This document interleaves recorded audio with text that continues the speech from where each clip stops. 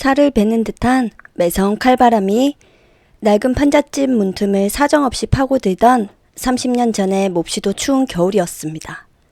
냉기가 도는 비좁고 차가운 방바닥에는 두꺼운 솜이불 하나를 나누어 덮은 어린 두 아들이 서로의 체온에 기대어 곤히 잠들어 있었습니다. 35살의 젊은 영희는 꽁꽁 언 손을 입금으로 호호 불어가며 비좁은 부엌에서 남편의 아침 도시락을 부지런히 싸고 있었습니다. 어두컴컴한 새벽 공기를 가르며 일터로 나갈 준비를 하던 남편이 해진 점퍼의 지퍼를 목 끝까지 올리며 방을 나섰습니다. 날이 이렇게 찬데 당신은 애들이랑 따뜻한 방 안에 가만히 있어. 남편은 굳은 살이 박힌 투박한 손으로 영희의 차갑게 얼어붙은 뺨을 쓰다듬으며 한없이 미안하고 걱정스러운 표정을 지었습니다. 영희는 남편의 고된 삶이 안쓰러워 애써 밝고 다정한 미소를 지으며 그의 낡은 옷깃을 단정하게 여며 주었습니다. 걱정 말고 다녀와요.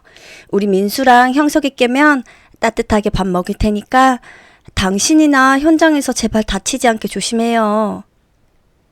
영희는 김이 모락모락 피어나는 묵직한 도시락통을 남편의 품에 든든하게 안겨주며 그의 두 눈을 애틋하게 바라보았습니다. 매일 반복되는 평범한 출근길의 그 소박한 인사가 사랑하는 남편의 마지막 뒷모습이 될 줄은 정말 꿈에도 상상하지 못했습니다. 아침 해가 밝아오고 시간이 흐르자 야속한 하늘에서는 굵고 차가운 눈발이 쉴 새 없이 흩날리기 시작했습니다. 영희는 잠에서 깨어나 배가 고프다며 칭얼거리는 두 아들을 번갈아 등에 업고 달래며 부업으로 가져온 인형 누나를 쉴 새 없이 붙이고 있었습니다. 방 안에 울려 퍼지는 아이들의 옹알이 소리에 잠시 시름을 잊으려던 찰나 마루 한 구석에 놓인 낡은 다이얼 전화기가 요란하게 울렸습니다. 여보세요? 박진구 씨 집 맞습니까?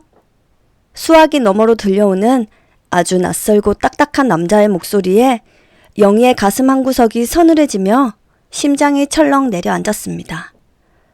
네, 맞는데요? 누구세요? 영희는 왠지 모를 섬뜩하고 불안한 예감에 온몸을 떨며 꽉 찐 수화기를 조심스럽게 고쳐 잡았습니다. 여기 대한병원 응급실입니다. 박진구 씨께서 공사 현장에서 추락하셨으니 지금 당장 오셔야겠습니다. 수화기를 타고 넘어온 남자의 다급하고 건조한 외침이 영희의 귓가에 청천벽력 같은 벼락처럼 내리꽂혔습니다.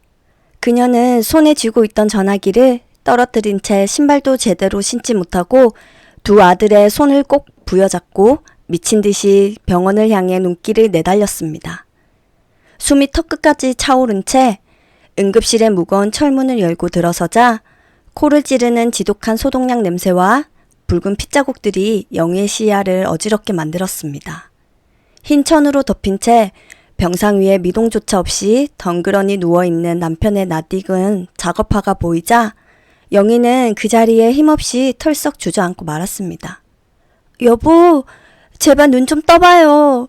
우리 셋만 덩그러니 두고 당신 혼자 어디 가려고 그래. 영희는 남편의 핏기가 가시고 차갑게 굳어버린 손을 부여잡고 병원이 떠나가라 처절하게 절규하며 오열했습니다.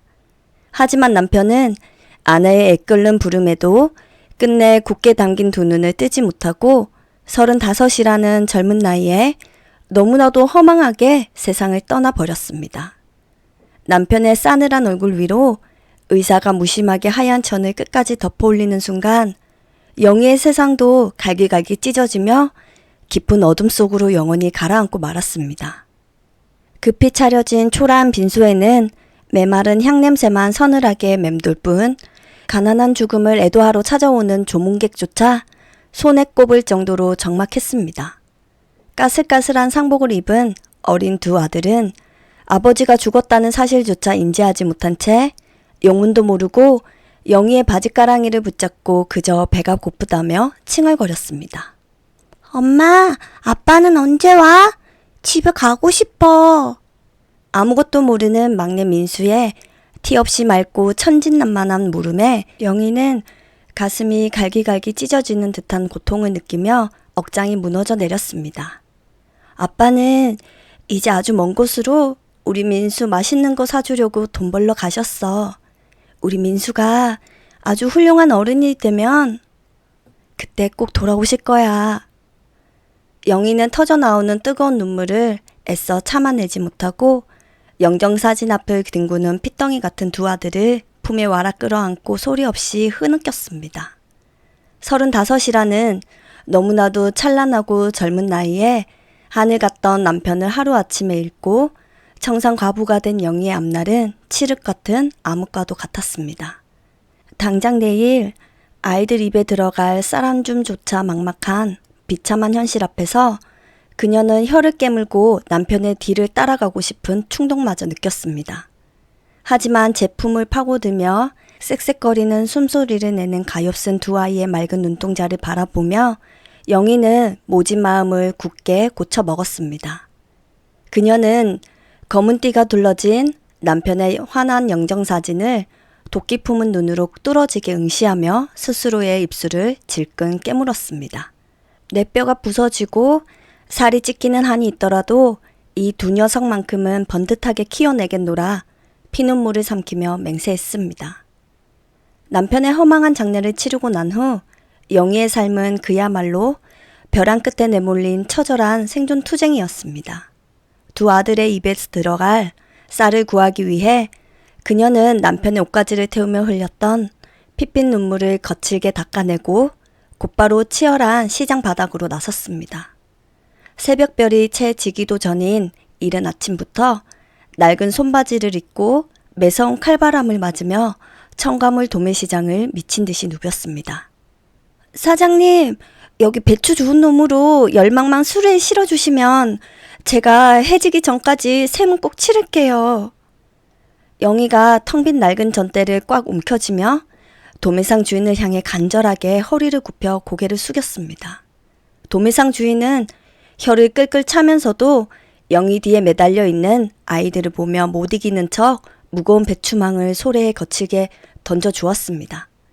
영희는 자신의 깡마른 몸집보다 훨씬 큰 수레를 온몸으로 끌며 좁고 비탈진 시장 골목을 악착같이 오르기 시작했습니다.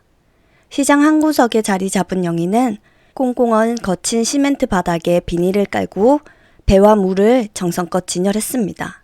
지나가는 사람들의 소매를 다급하게 붙잡고 목이 쉬어라 채소를 팔았지만 하루 종일 번 돈은 아이들 밥 한 끼 제대로 먹이기에도 턱없이 부족했습니다. 아이고 세대, 핏덩이들 데리고 이렇게 고생해서 어째. 이거 어제 팔다 남은 뼈다귀 국물인데 애들 좀 먹여. 옆자리에서 순댓국을 팔던 마음씨 고운 할머니가 김이 모락모락 나는 낡은 들통을 영희 앞으로 쓱 밀어주며 위로했습니다. 영희는 왈칵 쏟아지려는 서러운 눈물을 꾹 참으며 할머니의 주름진 손을 양손으로 덥석 잡았습니다. 고맙습니다. 이 은혜는 제가 꼭 갚겠습니다. 정말 고맙습니다. 영희가 눈물이 그윽한 눈으로 허리를 깊이 숙여 몇 번이나 인사를 하자 할머니는 말없이 영희의 등을 따뜻하게 토닥여 주었습니다. 시간은 무심하고도 잔인하게 흘러 첫째 아들 형석과 둘째 아들 민수는 학교에 다닐 나이가 되었습니다. 영희는 시장 한 구석에 버려진 썩은 나무 괴짝을 주워다 간이 책상을 만들어주고 흙 묻은 채소를 팔면서도 아이들의 숙제를 매의 눈으로 지켜보았습니다. 엄마! 나 오늘 학교 수학시험에서 100점 맞았어! 어린 형석이 꼬깃꼬깃해진 얇은 시험지를 자랑스럽게 내밀며 티 없이 환하게 웃어 보였습니다. 영희는 흙먼지가 잔뜩 묻은 손을 앞치마에 쓱쓱 문질러 닦고는 형석의 까칠한 머리를 쓰다듬으며 벅차오르는 감동을 느꼈습니다. 우리 큰아들 진짜 장하네. 엄마가 무슨 일이 있어도 너희들 공부는 끝까지 시켜줄 테니까 너희는 딴 생각 절대 말고 공부만 해야 돼. 영희가 추위에 떠는 두 아들을 품에 꽉 끌어안으며 스스로에게 맹세하듯 굳은 다짐을 내뱉었습니다. 형의 칭찬이 부러웠던 민수 역시 형의 옆에서 자신도 내일은 꼭 100점을 받아오겠다며 작은 주먹을 야무지게 불끈 쥐어 보였습니다. 하지만 가난한 시장통 과부의 자식이라는 꼬리표는 아직 어린 아이에게 씻을 수 없는 잔인한 상처를 남기기도 했습니다. 하루는 민수가 코피가 터져 얼굴이 피투성이가 된 채 시장을 달려와 영희의 무릎에 안겨 서럽게 울음을 터뜨렸습니다. 동네 친구들이 아빠 없는 민수를 모욕하고 흠씬 두들겨 팬 것이었습니다. 어떤 놈들이 우리 귀한 아들을 이렇게 묵사발로 만들어놨어. 당장 앞장서. 엄마가 그놈들 집구석에 쳐들어가서 다 엎어버릴 테니까. 영희가 이성을 잃고 발을 다듬던 시카를 도마 위에 거칠게 내리꽂으며 분노에 차 미친 사람처럼 소리쳤습니다. 하지만 겁에 질린 민수는 영희의 더러운 앞치마를 꽉 붙잡고 고개를 세차게 저으며 서러운 눈물만 뚝뚝 흘렸습니다. 엄마 가지마. 걔네 아빠가 시장 상인회 회장이라서 엄마 장상 영영 못하게 쫓아낸다고 협박까지 했단 말이야. 나 진짜 괜찮으니까 제발 참아. 어린 아들의 처절하고도 슬픈 만류에 영희는 힘이 풀려 그 자리에 털썩 주저앉아 울부짖고 말았습니다. 돈 없고 뒤를 봐줄 남편 하나 없다는 사실이 이토록 원망스럽고 뼈저리게 아픈 적이 없었습니다. 그날 밤 영희는 아들의 얼굴에 난 멍자국에 계란을 굴려주며 세상의 모진 풍파로부터 자식들을 철저히 지켜내기 위해 독사가 되기로 결심했습니다. 새벽 도매시장에서 제일 먼저 나가 좋은 야채들을 골라 좋은 가격에 팔기 시작했습니다. 밤이 되면 코끼리 다리처럼 퉁퉁 부은 종아리를 주무르며 10원짜리 하나까지 가계부를 꼼꼼히 정리하다 볼펜을 쥔 채 엎드려 쓰러져 잠드는 것이 영희의 고단하고도 지독한 일상이었습니다. 엄마, 제발 그만 좀 해. 엄마 길바닥에서 쓰러져 죽으면 우리가 공부하는 게 다 무슨 소용이야. 내가 대학 포기하고 공장에 취직해서 돈 벌어올게. 수능을 코앞에 둔 형석이 영희의 쩍쩍 갈라져 피가 맺힌 발 뒤꿈치를 보며 붉어진 눈시울로 답답한 마음에 소리쳤습니다. 영희는 깜짝 놀라 쓰던 가계부를 탁 덮고는 자리에서 벌떡 일어나 형석의 넓은 등을 매섭게 내리쳤습니다. 이놈의 자식이 어디서 썩어 빠진 배부른 소리를 하고 자빠졌어. 엄마가 험하게 일하는 꼴을 매일 보고도 그런 나약한 소리가 나와? 당장 방에 기어 들어가서 공부나 해. 영희가 목에 굵은 핏대를 세우며 악을 쓰고 호통을 치자 형석은 입술을 꽉 깨물며 흐르는 눈물을 소매로 훔치고 방문을 쾅 닫고 들어갔습니다. 굳게 닫힌 방문 앞에서 영희는 거칠고 투박해진 자신의 손을 얼굴에 파묻고 숨죽여 하염없이 뜨거운 눈물을 쏟아냈습니다. 하지만 살을 깎아먹는 영희의 거룩한 인생은 결코 헛되지 않았습니다. 지독한 가난의 굴레 속에서도 두 아들은 엇나가지 않고 누구보다 성실하고 지독하게 공부에 매달려 훌륭하게 자라주었습니다. 영희가 새벽 시장에서 억척스럽게 떼어다 판 채소와 과일들은 고스란히 두 아들의 단단한 살이 되고 붉은 피가 되어 그들을 번듯한 청년으로 쑥쑥 키워냈습니다. 김씨, 이제 지긋지긋한 허리 좀 펴고 떵떵거리며 사시겠네. 아들 둘 다 서울에 있는 제일 좋은 대학에 떡하니 들어갔다면서 세상에 시장에 소문이 아주 쫙 깔렸어. 오랜 세월 영희와 함께 비바람을 맞으며 장사해온 건어물 가게 아저씨가 질투 반 부러움 반이 섞인 목소리로 크게 축하 인사를 건넸습니다. 영희는 그제야 세상을 다 가진 듯한 환하고 호탕한 웃음을 지어 보였습니다. 이게 다 사장님들이 도와준 덕분이에요. 우리 아들들 나 혼자 키운 게 아니라 우리 같이 키운 거예요. 영희가 호탕하게 껄껄 웃으며 팥뿌리를 다듬는 거친 손길에 어느덧 가볍고 경쾌한 리듬이 실렸습니다. 지난 30년간 뼈를 깎는 고통과 피눈물로 지독하게 일궈낸 시장에서의 모진 세월이 비로소 찬란하고 눈부신 결실을 맺을 완벽한 준비를 하고 있었습니다. 세월은 무심한 듯 빠르게 흘러 영희의 굽은 어깨 위로 10여 년의 묵직한 시간이 켜켜이 쌓였습니다. 시장에서 억척스럽게 판 과일과 채소들은 두 아들의 단단한 걸음이 되어 어느새 훤칠한 청년으로 장성하게 만들었습니다. 동네 사람들의 부러움 섞인 시샘을 한 몸에 받으며 큰아들 형석과 둘째 아들 민수는 나란히 대한민국 최고라 불리는 굴지의 대기업에 입사하는 쾌거를 이뤄냈습니다.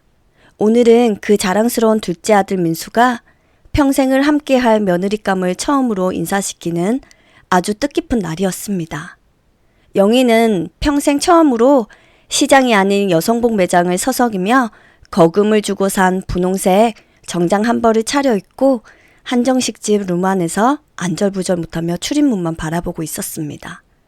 굽은 어깨를 애써 꼿꼿하게 세우고 쩍쩍 갈라진 손톱을 치마폭 아래로 조심스럽게 숨기며 혹여나 아들의 체면을 깎아먹지 않을까 노심초사했습니다. 엄마, 우리 왔어요. 많이 안 기다렸지? 오는 길에 차가 조금 막혀서 늦었어요. 죄송해요.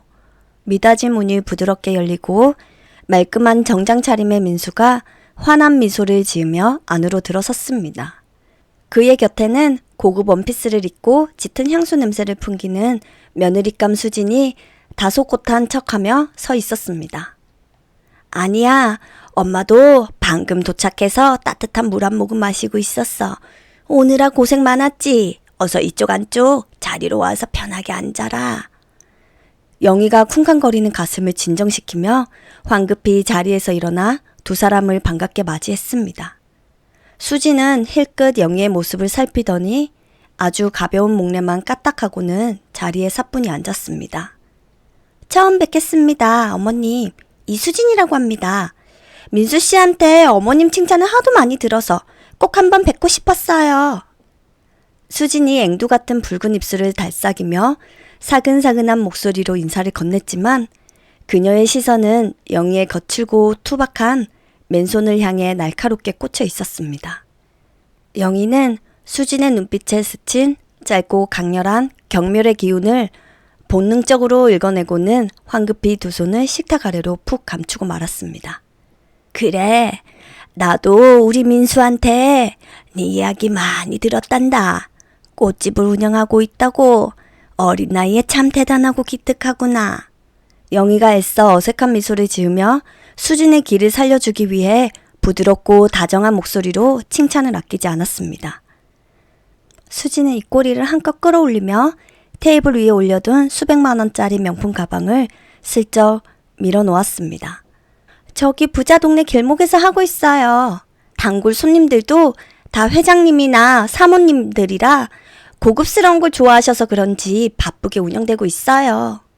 수진이 턱을 살짝 치켜들며 자신의 사업 수완과 인맥을 은근히 과시하듯 당당하고 자신감 넘치는 태도로 대답했습니다.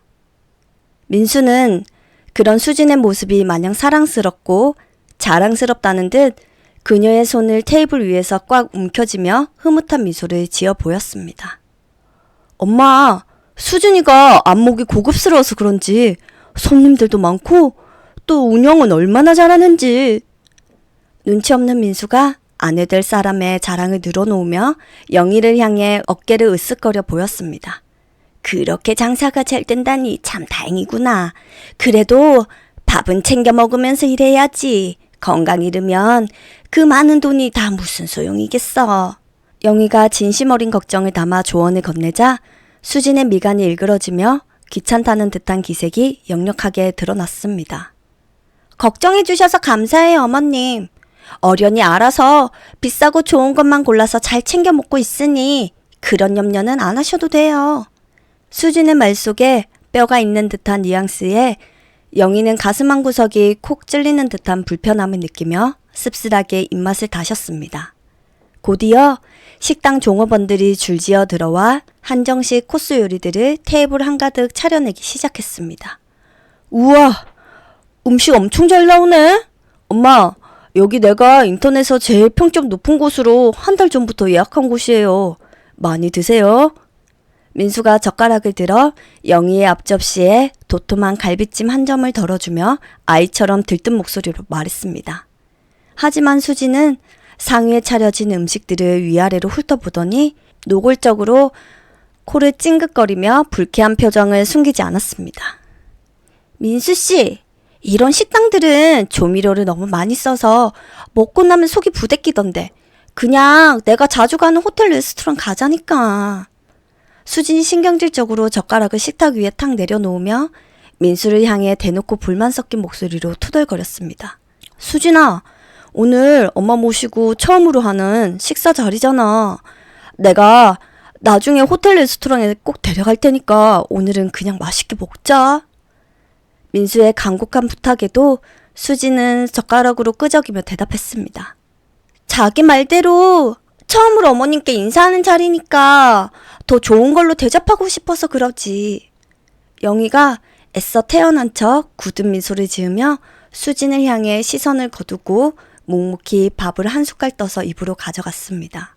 평생을 시장 바닥에서 찬물에 밥을 말아 넘기던 영희에게 이 정도의 음식은 진수성찬이나 다름없었지만 눈앞의 며느리감은 젓가락만 만지작거리고 있었습니다. 어머님은 시장에서 매일 험한 일 하시니까 더 잘 챙겨 드셔야죠. 이런 조미료 많이 들어간 음식을 대접해서 죄송하니까 그렇죠. 영희가 아들과 며느리 사이의 갈등을 무마하기 위해 황급히 대화를 끊고 찌개 그릇으로 시선을 고정시켰습니다. 화려한 겉모습 뒤에 숨겨진 며느리의 오만함과 도끼는 영희의 가슴 속에 지울 수 없는 깊은 불안과 불길한 예감을 스멀스멀 피어오르게 만들고 있었습니다. 식사가 불편한 침묵 속에서 이어지는 동안 영희는 수진의 손목에 감긴 다이아몬드 시계와 테이블 위에 놓인 명품 가방에서 도저히 눈을 뗄 수가 없었습니다. 시장 상인으로 산전수전 다 겪으며 살아온 영희의 예리한 눈썰미에 수진의 씀씀이는 평범한 꽃집 사장의 수준을 한참 벗어나 보였습니다. 민수의 월급을 뻔히 알고 있는 영희로서는 도대체 저 많은 사치품들을 무슨 수로 감당하고 있는지 의구심에 꼬리에 꼬리를 물고 이어졌습니다. 수진아, 네가 꽃집을 아주 크게 한다고 들었는데 젊은 나이에 혼자서 가게를 이끌어가는 게 여간 힘든 일이 아닐 텐데 참 대단하구나. 영희가 분위기를 환기시키기 위해 차를 한 모금 마신 뒤 부드러운 목소리로 다시 한번 수진의 꽃집 이야기를 꺼냈습니다. 힘들긴요. 동네 특성상 VIP 고객들이 많으셔서 입소문이 잘 난 덕분이에요. 민수는 아내의 당당한 모습에 연신 고개를 끄덕이며 꼴이 떨어질 듯한 다정한 눈빛으로 수진을 쳐다보며 맞장구를 쳤습니다. 맞아. 엄마, 수진이네 꽃집은 기업들 행사나 VIP 고객들 위주로만 예약을 받아서 일반 꽃집보다 훨씬 수입이 좋아. 나보다 수진이가 훨씬 능력자라니까. 아들이 입에 침이 마르도록 며느리를 치켜 세우자 영희는 억지로 입꼬리를 올리며 칭찬에 동조했지만 가슴 한구석은 시퍼렇게 멍이 드는 것 같았습니다. 겉으로는 화려하고 성공한 여성 사업가처럼 보였지만 수진의 눈빛에는 영희를 대하는 진심이나 따뜻함 따위는 눈을 씻고 찾아봐도 없었기 때문이었습니다. 능력이 좋으니 다행이다만 너무 돈돈거리지 말고 둘이 서로 아껴주면서 화목하게 사는 게 제일 중요한 거야. 알겠니? 영희가 인생의 선배이자 시어머니가 될 사람으로서 뼈있는 충고를 던지자 수진의 표정이 순식간에 딱딱하게 굳어버렸습니다. 수진은 팔짱을 꽉 낀 채 영희를 향해 비스듬히 고개를 돌리고는 차갑고 날선 목소리로 받아쳤습니다. 그런데요, 어머님. 민수 씨도 어렸을 때부터 힘들게 자랐다고 들었어요. 저는 아이에게 가난은 물려주기 싫어요. 수진의 거침없고 무례한 대답에 식당 안의 공기가 얼음장처럼 차갑게 얼어붙었고 민수마저 당황하여 어쩔 줄 몰라 하며 두 사람의 눈치만 번갈아 살폈습니다. 영희는 평생 가난과 싸우며 피눈물로 아들들을 키워낸 자신의 삶 전체를 부정당하는 듯한 느낌을 받았습니다. 네 말이 100번 맞다만 너무 삭막하게 세상을 보지 않았으면 좋겠구나. 영희가 치밀어 오르는 화를 억누르며 최대한 평정심을 유지한 채 차분하게 타이르듯 대답했습니다. 하지만 수지는 어색하게 웃으며 휴대전화를 확인하더니 가방을 챙기며 자리에서 일어났습니다.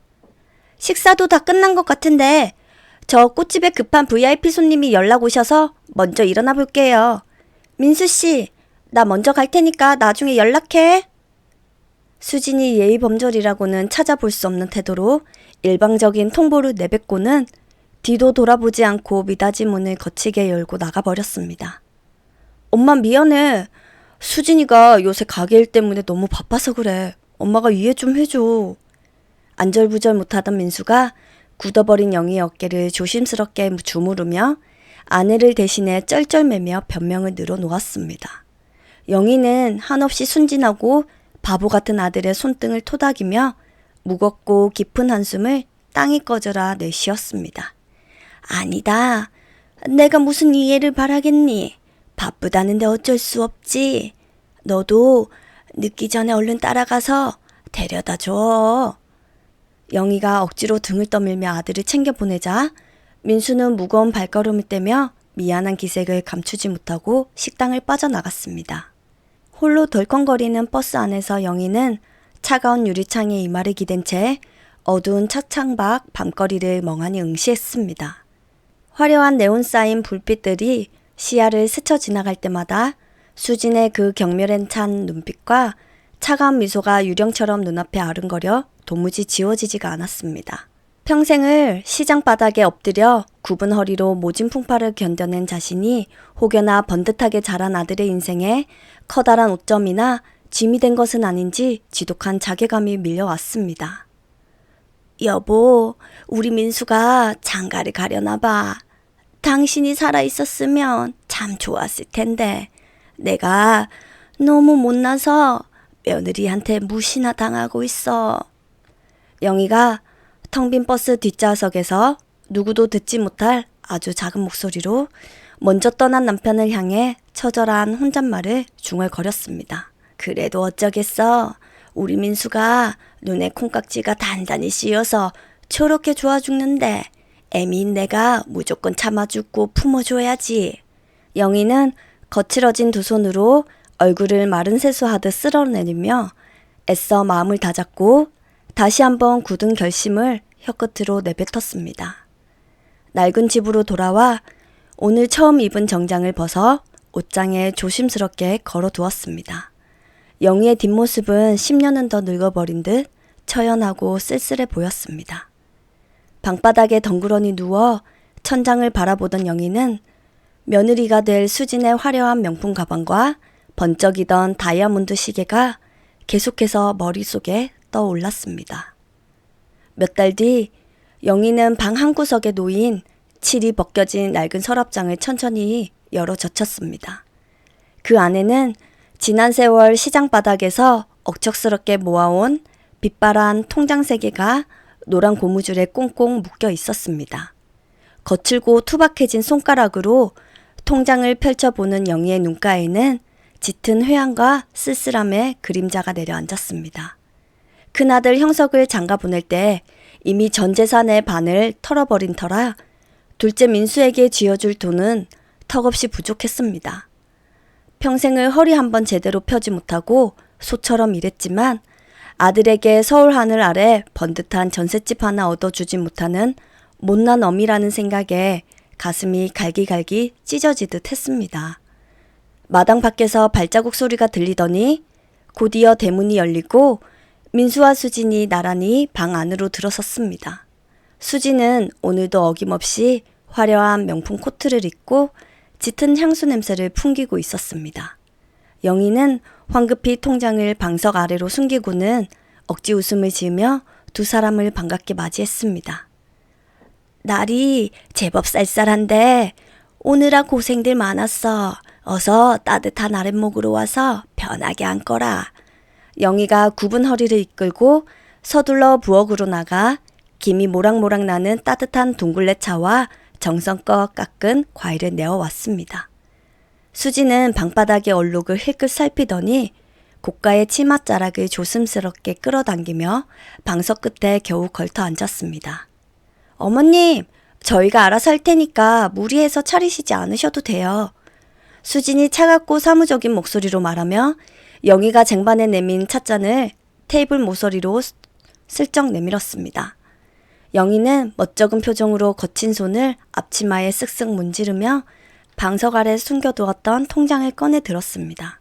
수진아, 내가 평생 시장 바닥에서 험한 장사만 하느라 배운 것도 없고 가진 것도 참 없어. 영희가 통장을 수진의 앞으로 조심스럽게 밀어주며 땅이 꺼질 듯 깊은 한숨을 내쉬었습니다. 우리 민수 짝으로 너같이 훌륭하고 똑똑한 애가 들어와줘서 참 고마운데 이 못난 시어미가 결혼식에 보탤 돈이 이것밖에 안 되는구나. 정말 미안하다. 민수는 어머니의 작아진 등과 낡은 통장을 번갈아 보며 처연한 표정으로 입술을 질끈 깨물었습니다. 엄마, 왜 그런 말씀을 하세요?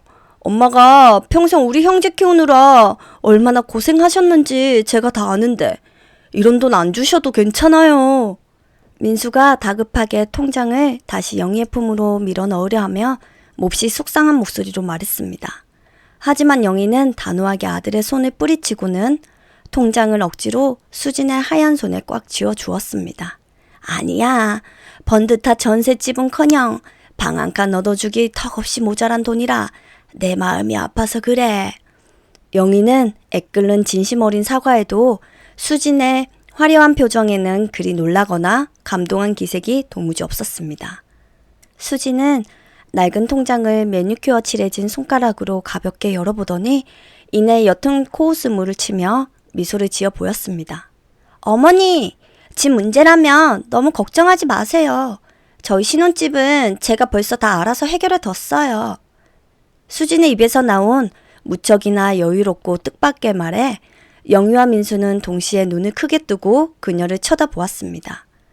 영희는 자신의 늙은 기를 의심하며 수진의 자신만만한 얼굴을 멍하니 응시했습니다. 네가 알아서 해결을 했다니 그게 도대체 무슨 소리야. 전셋집 구할 돈이 한두 푼이 아닐 텐데. 영희가 당황한 기색을 전혀 감추지 못하고 다급하게 되묻자 수지는 보란듯이 명품 가방 지퍼를 열고 두툼한 서류 뭉치를 꺼냈습니다. 전세가 아니라 아예 매매로 신축 아파트 계약하고 왔어요. 여기 계약서 꼼꼼히 확인해 보세요. 수진이 도장이 찍힌 빳빳한 매매 계약서를 테이블 한가운데로 자신있게 올려놓으며 어깨를 한껏 으쓱해 보였습니다. 영희는 파르르 떨리는 손으로 계약서를 조심스레 집어들고는 돋보기 안경을 콧등에 걸친 채 금액란의 동그라미들을 뚫어지게 살폈습니다. 아니, 그 큰 돈이 도대체 어디서 났단 말이야? 대출이라도 무리해서 크게 받은 거니? 영희가 걱정스러운 마음에 가슴을 치며 묻자 수지는 고개를 세차게 저으며 불쾌하다는 듯한 표정을 지었습니다. 대출은 무슨 대출이에요. 요즘 이자가 얼마나 무서운데요. 수진이 가볍게 손사래를 치며 영희의 절박한 걱정을 우습다는 듯 가볍게 묵살하고 당당하게 대답했습니다. 그동안 제 꽃집 운영하면서 모은 제 돈에다가 민수 씨가 모은 돈 조금 합치니까 이 정도 서울 아파트는 살 수 있더라고요. 수진의 거침없는 대답에 영희는 안도감과 동시에 머릿속이 새하얘지는 듯한 무척 묘한 감정에 휩싸였습니다. 자신이 평생을 바쳐도 구경조차 해보지 못한 거액을 젊은 며느리가 고작 꽃집 장사 몇 년 만에 뚝딱 모았다는 사실이 도무지 믿기지 않았습니다. 혼자서 얼마나 악착같이 일했길래 그리 큰 돈을 모은 게야. 나는 평생 동안 못 만져본 돈인데 참으로 기특하고 대단해. 영희가 가슴을 쓸어내리며 진심으로 안도하는 척 부드럽게 칭찬을 건넸지만 그녀의 마음 깊은 곳에는 여전히 씻어낼 수 없는 날카로운 위화감이 남았습니다. 평범한 번화가 꽃집에서는 하루 종일 손목이 부러져라 장미꽃을 다듬고 팔아도 남는 순이익이 한계가 뻔하다는 것을 잔뼈가 굵은 장사꾼 영희가 모를 리 없었기 때문입니다.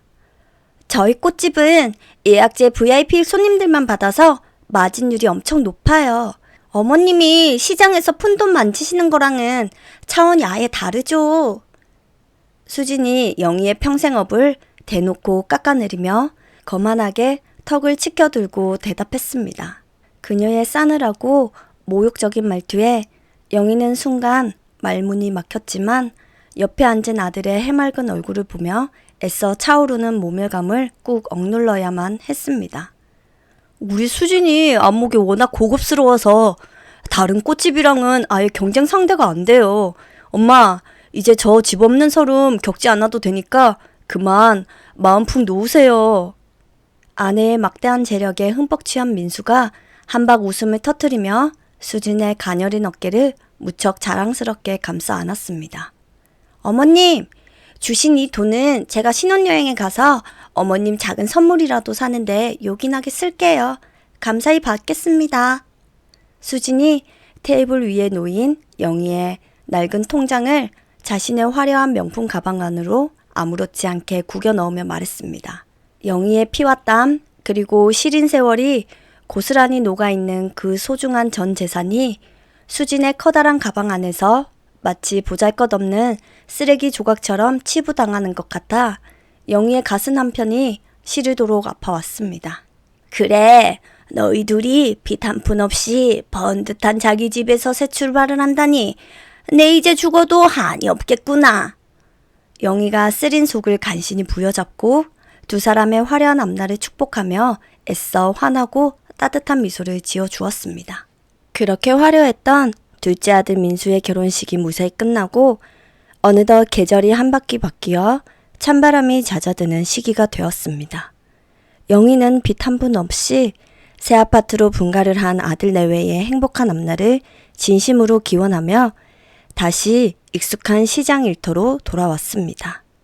그녀의 낡은 앞치마에는 여전히 흙먼지가 가득 묻어 있었고 구분등은 펴질 줄을 몰랐지만 아들이 번듯하게 자리 잡았다는 깊은 안도감에 고된 노동조차 꿀처럼 달게 느껴졌습니다.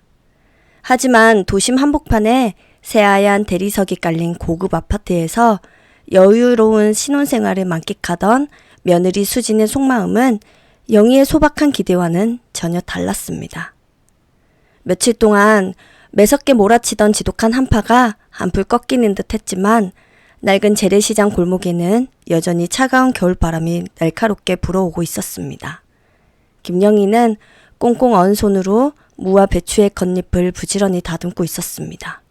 무가 참으로 실하고 단단해 보이네요. 제일 큰 놈으로 3개 주세요. 중후하고 다소 낯이 익은 남자의 굵은 목소리에 영희는 하던 일을 멈추고 반사적으로 고개를 푹 숙이며 싹싹하게 인사를 건넸습니다. 채소 가판대 앞에는 두툼한 회색 모지 코트를 입고 낡은 중절모를 깊게 눌러쓴 한 노신사가 뒷짐을 진 채 서 있었습니다. 영희는 입김으로 언 손을 호호 불어녹이며 늘 그렇듯 밝고 경쾌한 목소리로 손님을 향해 대답했습니다. 아이고 손님, 무 보는 눈썰미가 아주 기가 막히게 좋으세요. 아주 달고 수분이 꽉 찬 훌륭한 무예요. 영희가 검정 비닐봉지에 흙이 묻은 커다란 무를 정성껏 담아 두 손으로 건네려던 찰나였습니다. 지갑에서 돈을 꺼내려던 노신사의 거친 손이 허공에서 멈칫하더니 그의 짙은 시선이 영희의 붉게 상기된 주름진 얼굴에 강렬하게 꽂혔습니다. 혹시 진구 아내 되시는 영희재수 씨 아니십니까? 나 친구 태수요. 정태수. 그 세 글자의 이름을 듣는 순간 영희는 커다란 망치로 뒤통수를 아주 세게 얻어맞은 듯 그 자리에서 뻣뻣하게 굳어버리고 말았습니다. 손에 쥐고 있던 무거운 검정 비닐봉지가 힘없이 툭 하고 바닥으로 떨어져 하얀 무가 더러운 흙바닥 위를 볼품없이 뒹굴었습니다. 영희는 도무지 지금 이 상황을 믿을 수 없다는 듯 두 눈을 커다랗게 뜨고 노신사의 주름진 얼굴을 뚫어지게 응시했습니다. 아니, 세상에, 이게 대체 누구야? 태수씨 아니세요? 정말 태수씨 맞으세요? 그는 바로 30년 전 안타까운 건설 현장 추락사고로 세상을 훌쩍 떠난 남편의 둘도 없는 절친한 고향 친구 정태수가 분명했습니다. 10년 전 돌연 연락이 뚝 끊긴 후로 생사조차 알 길이 없어 가슴 한구석에 깊이 묻고 지냈던 그가 기적처럼 영희의 눈앞에 나타난 것이었습니다. 태수는 반가움과 미안함이 복잡하게 교차하는 먹먹한 표정으로 가판대 너머의 영희의 거칠고 갈라진 두 손을 덥석 잡았습니다. 그래요, 친구 태수 맞습니다. 세상에 이 매서운 날 아직도 이렇게 고생하며 장사를 하고 계셨던 거예요. 태수의 크고 두툼한 손에서 전해지는 따뜻한 체온이 영희의 얼어붙은 손등으로 온전히 전해지자 그녀의 눈시울이 붉게 달아오르기 시작했습니다. 영희는 왈칵 쏟아지려는 서러운 눈물을 낡은 앞치마 소매로 거칠게 훔쳐내며 어린아이처럼 환하게 웃어 보였습니다. 세상에, 우리가 어떻게 이렇게 다시 만날 수가 있어요. 날도 너무 찬데 얼른 길 건너 따뜻한 국밥집으로 가서 식사라도 하고 가세요. 영희는 다급하게 옆 가게 건어물집 사장에게 자신의 짐수레와 팔다 남은 채소들을 잠시만 맡아달라며 다급하게 손짓했습니다. 그리고 흙 묻은 앞치마를 벗어 가판대 위에 던져두고는 태수의 코트깃을 정겹게 이끌어 시장 모퉁이에 자리한 허름하고 오래된 순댓국밥집으로 발걸음을 재촉했습니다. 사장님, 여기 김 펄펄 나는 뜨끈한 순댓국밥 2그릇 맛있게 해주세요. 영희가 주문을 하고 먼저 자리를 잡자 태수는 영희의 맞은편에 조심스럽게 앉으며 가게 안에 정겨운 사람들의 풍경을 천천히 둘러보았습니다. 태수씨, 도대체 그동안 어디서 어떻게 지내셨어요? 10년 전쯤에 갑자기 연락이 뚝 끊겨서 제가 얼마나 밤잠을 설쳤는지 아십니까? 영희의 짙은 원망과 다정함이 섞인 물음에 태수는 멋쩍은 듯 옅은 한숨을 땅이 꺼져라 내쉬며 물잔을 두 손으로 조심스럽게 감싸 쥐었습니다. 그의 이마에 혼장처럼 깊게 파인 굵은 주름들은 그동안 태수가 겪어왔을 모진 풍파의 세월을 고스란히 증명해주는 듯 했습니다. 내 사업이 하루아침에 쫄딱 망해서 빚쟁이들 피해 다니느라 재수씨한테 연락할 틈조차 없었어요. 죽은 진구 녀석 볼 면목이 없어서 염치 없이 세월만 다 흘러보냈네요. 태수의 쓸쓸하고 비참한 고백에 영희는 가슴 한구석이 조여왔습니다. 과거 자신이 남편을 잃고 비참한 가난 속에서 허덕일 때 아무런 대가 없이 큰 은혜를 베풀었던 사람이 이토록 고통스러운 시간을 보냈다는 사실에 몹시 가슴이 아팠습니다. 그런 끔찍한 큰일이 있으셨으면 저한테도 솔직하게 연락이라도 주시지 그러셨어요. 제가 비록 시장 바닥에서 번 푼돈이지만 기꺼이 다 보태드렸을 텐데 참으로 야속하십니다. 영희의 짙은 진심이 담긴 따스한 핀잔에 태수는 그저 허허로우면서도 씁쓸한 웃음을 지어볼 뿐이었습니다. 마침 앞치마를 두른 식당 주인이 김이 펄펄 피어오르는 검은 뚝배기 2개를 커다란 은쟁반에 받쳐 들고 두 사람의 탁자 위로 조심스레 내려놓았습니다. 태수씨, 시장 음식이 입에 잘 맞으실지는 모르겠지만 일단 바깥에서 찬바람을 많이 맞으셨으니 감기 걸리시지 않게 얼른 훌훌 드셔보세요. 태수는 뚝배기 안을 숟가락으로 천천히 휘휘 저으며 고기와 함께 뜨거운 국물을 듬뿍 떠서 꿀꺽 목구멍으로 넘겼습니다. 크아, 참으로 국물 맛이 기가 막히게 깊고 시원하게 좋습니다. 제가 최근에 먹어본 국밥 중에 최고로 든든하고 맛이 일품입니다, 재수씨. 태수의 어린아이같이 해맑고 만족스러운 반응에 영희는 그제야 굳었던 어깨에 긴장을 풀고 활짝 웃으며 자신의 숟가락을 집어들었습니다. 두 사람은 마치 오랫동안 며칠을 굶주렸던 사람들처럼 뿜어져 나오는 뜨거운 열기 속에서 말없이 국밥을 정신없이 푹푹 떠먹었습니다.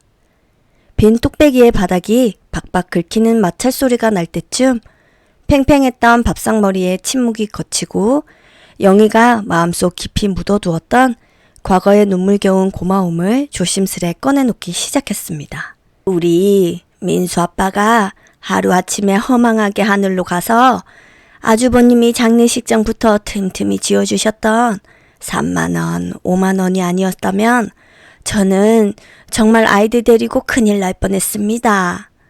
영희의 신목소리가 과거의 끔찍했던 배고픔과 지독한 절망을 떠올리며 미세하게 흔들렸습니다. 그녀는 테이블 위에 냅킨을 뽑아 붉어진 입가를 닦으며 벽에 덜덜거리며 돌아가는 낡은 환풍기를 멍하니 올려다 보았습니다. 그때 태수 씨가 아이들 따뜻한 붕어빵이라도 사 먹이고 낡은 내복이라도 한 벌 사입히라며 몰래 지어주셨던 그 귀한 돈으로 제가 이악 물고 험한 시장바닥에서 모진 세월을 버텨낼 수 있었습니다. 영희의 뼛속까지 시린 진심 어린 감사의 고백을 잠자코 듣던 태수는 숟가락을 탁 내려놓고 고개를 좌우로 강하게 저었습니다.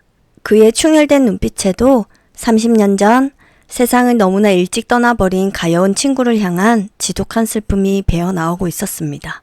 아이고 재수씨, 그깟 푼돈 몇 푼이 도대체 무슨 대단한 은혜라고 30년이 지난 지금까지도 마음에 이토록 무겁게 담아두고 계십니까? 제 마음이 다 무겁습니다. 태수의 진심 어린 목소리에 섞인 짙은 후회의 감정이 비좁은 국밥집의 공기를 더욱 아련하고 먹먹하게 만들었습니다. 태수는 핏발이 선 두 눈을 연신 끔뻑이며 솟구치는 슬픔에 한동안 말을 잇지 못하다가 깊고 거친 숨을 몰아내쉬었습니다. 친구 녀석이 지금 살아있어서 이 모진 고생을 하는 재수씨 모습을 보면 저승에서 당장 피눈물 흘리며 통곡을 할 텐데 제가 친구로서 끝까지 가정을 지켜주지 못해 그저 평생 죄인일 뿐입니다. 사무치게 그리운 남편의 이름이 태수의 입 밖으로 튀어나오자 결국 영희의 눈가가 맺혀있던 뜨거운 눈물이 굵은 볼을 타고 후두둑 떨어지고 말았습니다. 영희는 애써 소매자락으로 차오르는 눈물을 꾹꾹 눌러 닦아냈습니다. 아니에요, 태수씨. 저는 평생을 시장바닥에서 흙묻히며 일하면서도 단 한 번도 제 삶이 비참하다고 생각한 적이 없었어요.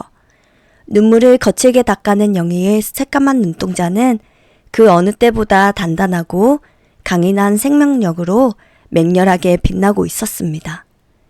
태수씨가 절망에 빠진 저에게 내밀어 주셨던 그 따스한 손길 하나가 제 평생의 지독한 가난을 억척스럽게 끊어내고 두 아들을 키워낼 수 있게 만든 가장 큰 동아줄이었어요. 영희의 한치의 흔들림 없는 단단한 고백의 태수 역시 결국 참았던 눈물을 터뜨리며 고개를 연신 끄덕였습니다. 낡고 허름한 순댓국밥집의 뿌연 수증기 너머로 30년이라는 가혹하고 긴 세월을 돌고 돌아 비로소 다시 마주 앉은 두 사람 사이에는 깊은 유대감과 따뜻한 인생의 위로가 거대한 강물처럼 잔잔하게 흘러넘치고 있었습니다. 정태수는 냅킨으로 입가를 닦아내며 낡은 탁자 너머에 앉은 김영희를 아주 다정하고 깊은 눈빛으로 응시했습니다. 30년이라는 가혹한 세월을 이겨낸 친구의 아내 앞에서 정태수의 마음은 한없이 무거우면서도 깊은 안도감으로 물들고 있었습니다.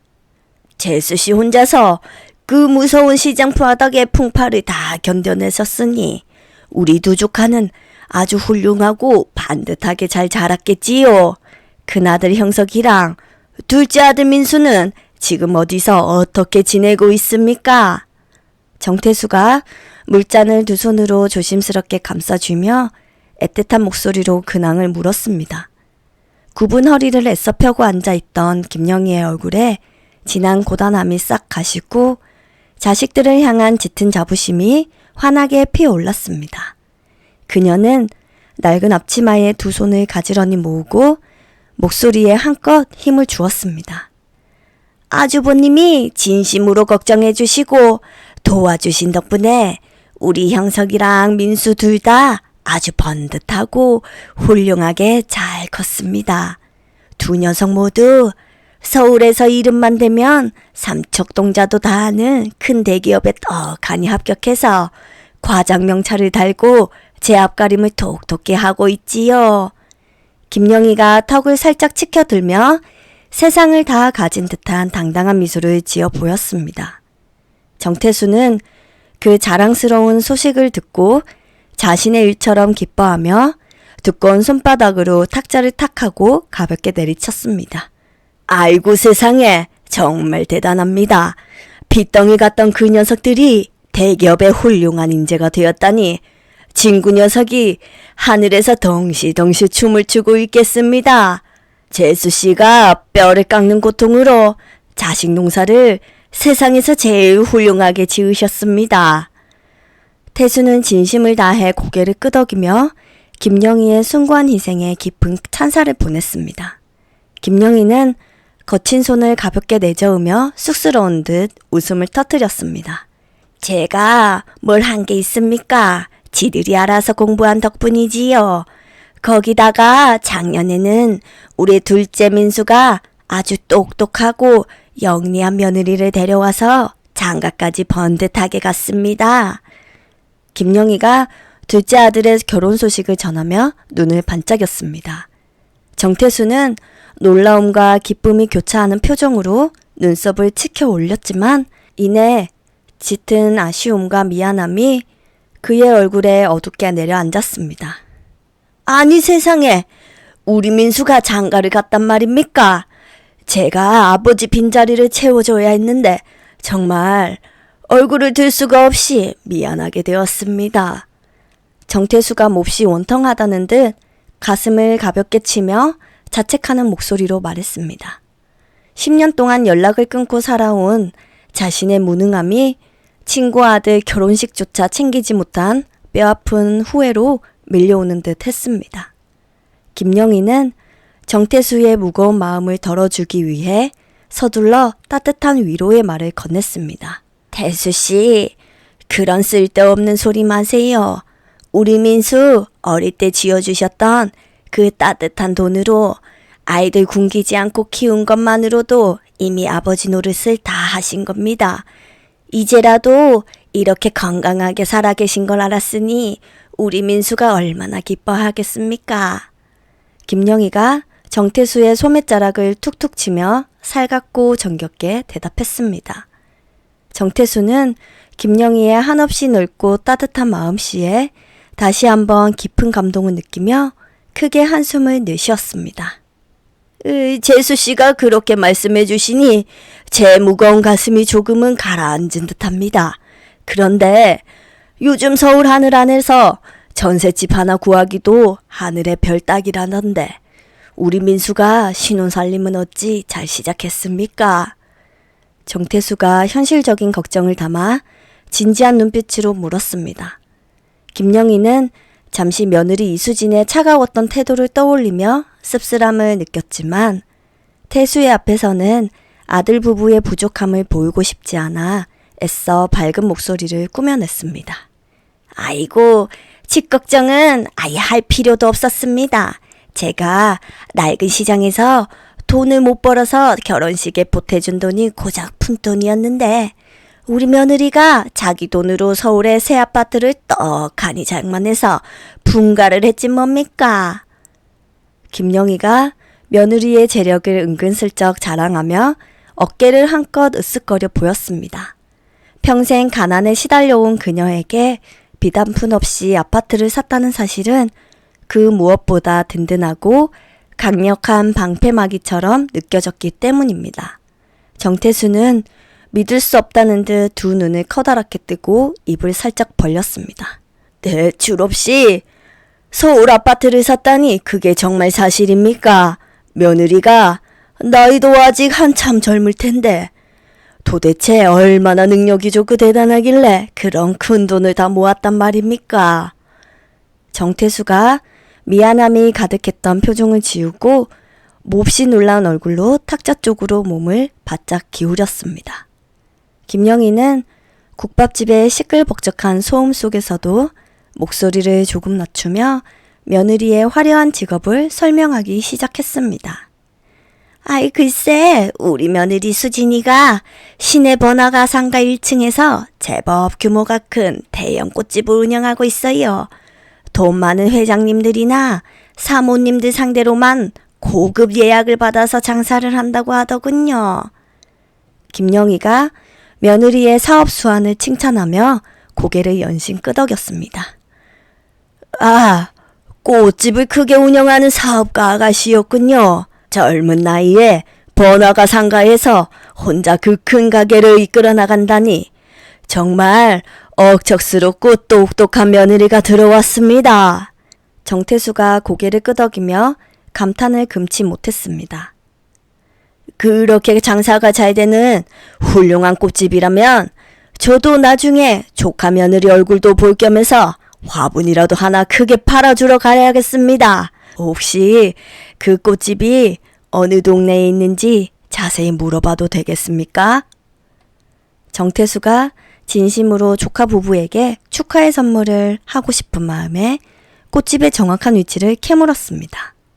김영희는 며느리의 사업장에 남편의 귀한 친구가 방문해준다는 사실이 내심 기쁘고 자랑스러워 얼굴에 환한 화색이 돌았습니다. 아이고, 태수씨가 직접 찾아가 주시면 우리 며느리랑 민수가 얼마나 좋아라 하겠습니까? 근대로 한복판에 있는 SM 플라자 1층에 자리 잡고 있지요. 김영희가 아무런 의심 없이 또박또박 며느리가 일하는 상가의 이름과 동네를 친절하게 설명해 주었습니다. 김영희의 입에서 SM 플라자라는 구체적인 건물 이름이 흘러나오는 순간 정태수의 표정이 미세하게 흔들리면서 입가에 머물던 미소가 서서히 굳어지기 시작했습니다. 김영희는 정태수의 낯빛이 변하는 것을 전혀 눈치채지 못한 채 계속해서 며느리의 화려한 꽃집 간판 이름을 덧붙여 말했습니다. 낡은 환풍기가 덜덜거리며 돌아가는 국밥집 안에서 두 사람의 대화는 점차 알 수 없는 무거운 공기 속으로 서서히 빨려 들어가고 있었습니다. 정태수가 쥐고 있던 은색 숟가락이 탁자 위로 요란한 파열음을 내며 툭 떨어졌습니다. 재수씨, 방금 그 상가 이름이 SM 플라자라고 했습니까? 그리고 거기 1층에서 꽃집을 하는 며느리 이름이 이수진이라고요. 정태수가 믿을 수 없다는 듯 파르르 떨리는 쉰 목소리로 다시 한번 확인을 재촉했습니다. 김영희는 갑자기 사색이 되어버린 정태수의 얼굴을 보며 당황스러운 표정을 전혀 감추지 못했습니다. 네, 맞아요. 시내 한복판에 있는 그 비싼 SM 플라자 건물 1층 로비 바로 옆자리입니다. 며느리 이름은 이수진이 맞고요. 왜 그리 놀라세요? 김영희가 몹시 걱정스러운 눈빛으로 탁자 너머로 몸을 바짝 기울이며 물었습니다. 정태수는 마른 침을 꿀꺽 삼키며 거칠고 두꺼운 두 손으로 자신의 얼굴을 고통스럽게 쓸어내렸습니다. 그는 차마 입술이 떨어지지 않은 듯 몇 번이나 허공에 입을 달싹거리다 이내 땅이 꺼져라 깊고 무거운 한숨을 토해냈습니다. 재수씨, 제가 불과 며칠 전에도 제 지인들과 그 SM 플라자 근처 고급 식당에서 술자리를 가졌습니다. 그 으리으리한 대형 건물 주인이 저랑 아주 예전부터 막역하게 호영호재하면서 지내는 최성만 회장이라는 늙은 영감입니다. 정태수가 주변 사람들의 눈치를 살피며 목소리를 한껏 낮추어 조심스럽게 운을 뗐습니다. 김영희는 여전히 상황의 심각성을 파악하지 못한 채 고개를 작게 갸웃거렸습니다. 아이고 세상에, 태성씨 지인분이 그 비싼 건물 주인이라시니 참으로 사람 인연이라는 게 좁고도 신기합니다. 정태수는 친구의 아내인 김영희의 그 티 없이 맑은 얼굴을 마주하자 가슴이 천갈래 만갈래 찢어지는 듯한 처절한 고통을 느꼈습니다. 그는 기름때가 묻은 탁자 위로 불끈진 두 주먹을 올려놓고 온몸을 바르르 떨었습니다. 재수씨, 지금부터 제가 하는 말 절대 놀라지 마시고 마음 단단히 먹고 똑바로 들으셔야 합니다. 최 회장이 그 지독한 인간이 벌써 몇 년 전부터 술자리만 가면 입버릇처럼 떠벌리고 다니는 아주 더러운 이야기가 하나 있어요. 정태수가 탁자에 바짝 엎드리며 몹시 비장하고 무거운 태도로 경고했습니다. 김영희는 굳은 살이 깊게 박힌 두 손을 무릎 위에 가지런히 모은 채 숨을 꾹 죽이고 정태수의 다음 말을 초조하게 기다렸습니다. 최 회장이 그 늙은 인간이 자기 건물 1층에서 아주 젊고 예쁜 애인 꽃집을 엄청 크게 차려주었다고 매일 자랑을 하고 다녔습니다. 비싼 임대료를 한 푼 받지 않고 으리으리한 가게를 내준 것도 모자라서 매달 엄청난 생활비며 수백만 원짜리 명품을 사다 갖추면서 대놓고 스폰 노릇을 하고 있다고요. 정태수가 그 추악하고 끔찍한 진실을 힘겹게 뱉어내며 고통스럽게 두 눈을 질끈 감아버렸습니다. 김영희는 거대한 쇠망치로 뒤통수를 아주 세게 냅다 얻어맞은 듯 머릿속이 순식간에 하얗게 비워지는 것을 느꼈습니다. 주부님, 대체 그게 무슨 끔찍한 소리입니까? 그 큰 대형 상가 1층에 꽃집이 우리 며느리 가게 딱 하나 있는 것도 아닐 텐데 어찌 그런 무서운 농담을 아무렇지 않게 하십니까? 김영희가 밀려오는 끔찍한 현실을 결사적으로 부정하며 파르르 떨리는 목소리로 억지 웃음을 지어 보였습니다. 하지만 정태수는 고개를 좌우로 세차게 저으며 김영희가 매달리려던 얄팍한 희망의 끈을 가차없이 산산조각 내버렸습니다. 재수씨, 저도 그 뻔뻔한 여자 얼굴을 제 눈으로 똑똑히 마주하고 똑똑히 봤습니다. 최 회장이 술자리에 지자랑을 한답시고 몇 번이나 그 젊은 여자를 직접 데리고 나왔으니까요. 그 스폰녀 이름이 이수진이라고요. 정태수가 조금의 망설임도 없는 단호하고 확신에 찬 목소리로 마지막 세기를 무참히 박아버렸습니다. 김영희는 짐승 같은 거친 숨을 몰아쉬며 자신의 가슴을 양손으로 꽉 부여잡았습니다. 처음 며느리감으로 인사를 오던 날 이수진의 얇은 손목에서 눈부시게 번쩍이던 고가의 다이아몬드 시계와 테이블 한가운데 보란듯이 놓여져 있던 명품 가방이 주마등처럼 선명하게 머릿속을 스쳐 지나갔습니다. 며느리가 그토록 시어머니를 무시하며 당당하게 과시하던 막대한 부와 사치의 출처는 결국 뛰어난 사업수완이 아니었습니다. 아버지 뻘되는 늙은 건물주에게 젊은 몸을 팔아 얻어낸 세상에서 가장 더럽고 추악한 스폰서 관계의 썩은 대가였던 것입니다. 아이고 세상에, 우리 불쌍하고 가여운 민수, 불쌍해서 어째. 이 못난 어미가 짐승만도 못한 것을 귀한 며느리라고 넙죽 집에 들이고 내 새끼 인생 불쌍해서 어째. 김영희가 처절하게 울부짖으며 자신의 주름진 가슴을 두 주먹으로 쾅쾅 무자비하게 내리치기 시작했습니다. 그녀의 두 눈에서는 피눈물같이 뜨겁고 붉은 통곡이 쉴 새 없이 쏟아져 내렸습니다. 재수씨, 제발 고정하십시오. 재수씨 잘못이 맹세코 절대 아닙니다.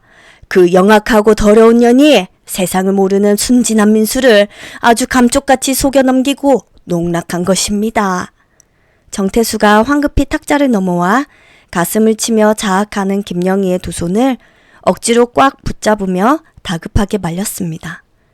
비좁은 국밥집 안에 손님들이 놀란 눈으로 수군거리며 두 사람을 쳐다보았지만 김영희는 타인의 시선 따위는 아랑곳하지 않고 오열을 도무지 멈추지 못했습니다. 김영희의 애끓는 통곡은 30년 전 차가운 병원 영안실 안에서 남편의 굳어버린 시신을 안고 울부짖었던 그 서러운 절규와 몹시도 닮아 있었습니다. 남편을 잃고 홀로 평생을 뼈가 부서지고 손톱이 다 빠지도록 시린 시장 바닥을 기어다니며 오직 두 아들의 번듯하고 평범한 삶만을 위해 억척스럽게 살아왔습니다. 그런데 그 피와 땀으로 일군 찬란한 인생의 결실이 며느리의 역겨운 이중생활로 인해 하루아침에 시커먼 구정물 속에 처박힌 것이 김영희는 너무나 원통하고 억울했습니다. 정태수는 김영희의 굳고 앙상한 등을 두 팔로 단단히 끌어안고 함께 뜨거운 눈물을 뚝뚝 흘리며 분노로 어금니를 바득바득 갈았습니다. 재수씨, 지금 이렇게 길바닥에 주저앉아서 가슴만 치고 눈물이나 흘리고 있을 때가 아닙니다. 단 하루라도 빨리 우리 불쌍한 민수를 그 끔찍한 소굴에서 당장 끄집어내야만 합니다. 정태수가 눈물을 거칠게 닦아내며 몹시 단호하고 결연한 목소리로 김영희의 귓가에 소리쳤습니다. 김영희는 눈물로 엉망이 된 헝클어진 머리카락을 쓸어 올리며 초점이 완전히 나간 텅 빈 눈으로 정태수를 힘없이 올려다 보았습니다.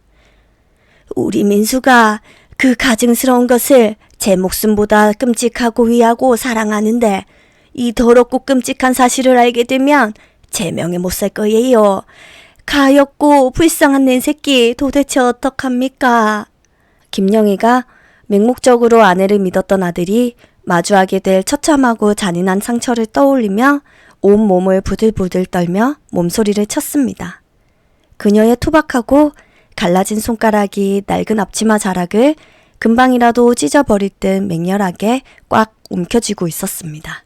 상처가 곪아서 아파도 생사를 도려내야만 사람이 살 수 있는 법입니다.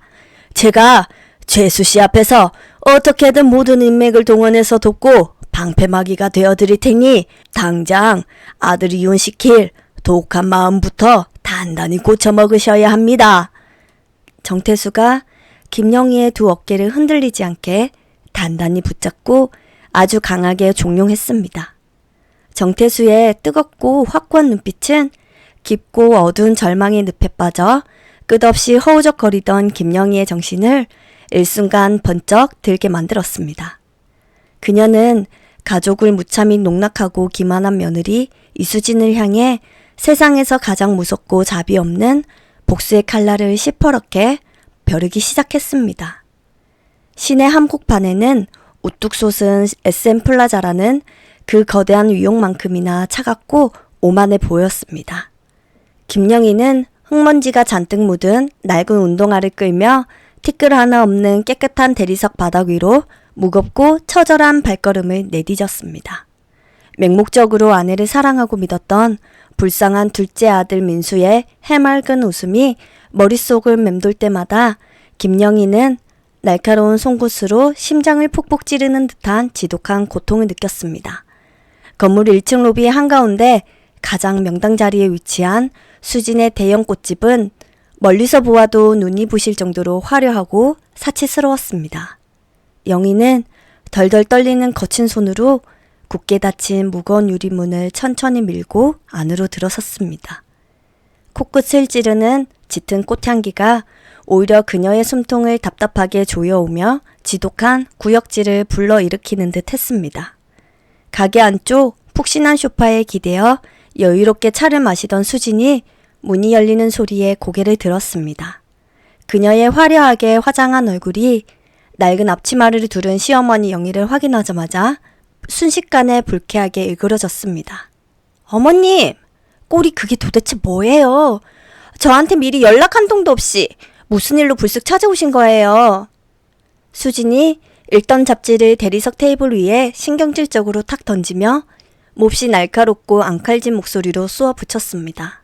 영희는 수진의 가녀린 손목에서 번쩍이는 고가의 다이아몬드 시계와 테이블 위에 보란듯이 놓여있는 명품 가방을 뚫어지게 응시하며 어금니를 바득바득 깨물었습니다. 저 모든 화려한 사치품들이 아들의 피땀 어린 돈이 아니라 늙은 스폰서에게 몸을 팔아 얻어낸 더러운 대가라는 사실을 떠올리자 피가 거꾸로 솟구치는 듯 했습니다. 영희는 끓어오르는 감정을 억누르며 차갑고 서늘한 목소리로 무거운 입을 열었습니다.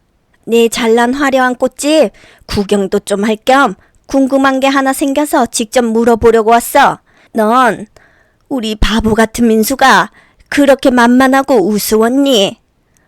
영희가 굽은 허리를 꼿꼿하게 펴고 한 걸음 바짝 다가서며 매서운 눈빛으로 수진의 눈동자를 정면으로 쏘아 보았습니다.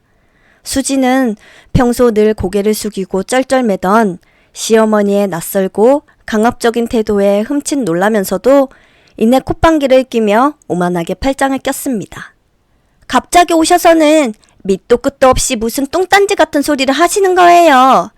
제가 민수 씨를 우습게 보다니요. 저만큼 민수 씨 내조 완벽하게 잘하고 돈도 척척 잘 버는 훌륭한 아내가 세상 천지에 어디 있다고 그런 섭섭한 말씀을 하세요. 수진이 덕을 빳빳하게 치켜들고 두 귀에 뻔뻔하고 가증스러운 미소를 지으며 당당하게 대답했습니다. 영희는 한치의 부끄러움도 없이 거짓말을 술술 내뱉는 며느리의 뱀 같은 얼굴에 당장이라도 침을 뱉고 싶은 충동을 느끼며 주먹을 꽉 쥐었습니다. 그래? 돈 참 기가 막히게 잘 벌겠지. 내 평생 구경도 못 해본 그 엄청난 뭉칫돈을 밤낮으로 아주 뼈 빠지게 꼭 팔아서 번 게 아니라 늙은 건물주 회장님 품에 안겨서 더러운 스폰 받아 번 돈이니 오죽이나 짭짤하고 살맛이 났겠니? 영희의 입술을 뚫고 시퍼런 비수가 되어 날아간 그 한마디에 꽃집 안의 공기가 일순간 차갑게 얼어붙어 버렸습니다. 수진의 얼굴에서 붉은 핏기가 싹 가시며 그녀의 커다란 두 눈이 팽창했습니다. 여유롭게 팔짱을 끼고 있던 수진의 두 팔이 마치 신경이 끊어진 사람처럼 힘없이 스르르 풀려 바닥을 향해 툭 떨어졌습니다. 어머니! 지금 도대체 무슨 끔찍한 헛소리를 하시는 거예요. 누가 그런 말도 안 되는 헛소문을 퍼뜨렸는지 몰라도 그거 다 제 성공을 시기해서 지어낸 아주 악질적인 거짓말이에요. 수진이 사시나무 떨듯 온몸을 파르르 떨며 새하얗게 질린 입술로 더듬더듬 변명을 쏟아내기 시작했습니다. 그녀는 애써 입꼬리를 억지로 끌어올리며 가짜 웃음을 지으려 발버둥 쳤지만 턱끝이 덜덜 떨려 마치 부서진 인형처럼 기괴하고 흉측한 표정이 만들어지고 있었습니다. 영희는 벼랑 끝에 몰려 공포에 질린 수진의 비참한 꼴을 차갑게 내려다보며 도망칠 구멍을 완벽하게 막아버리기 위해 한 걸음 더 바짝 다가섰습니다. 그게 새빨간 거짓말인지 아닌지는 네 든든한 스폰서인 최성만 회장 그 늙고 추악한 인간한테 직접 물어보면 아주 정확하게 알겠지. 자기 건물 1층에 젊고 예쁜 애인 꽃집 공짜로 차려주고 매달 생활비도 대준다고 지인들한테 그렇게 침이 마르도록 자랑을 하고 다닌다던데 내가 그 인간을 직접 찾아가서 삼자 대면이라도 확실하게 해줄까?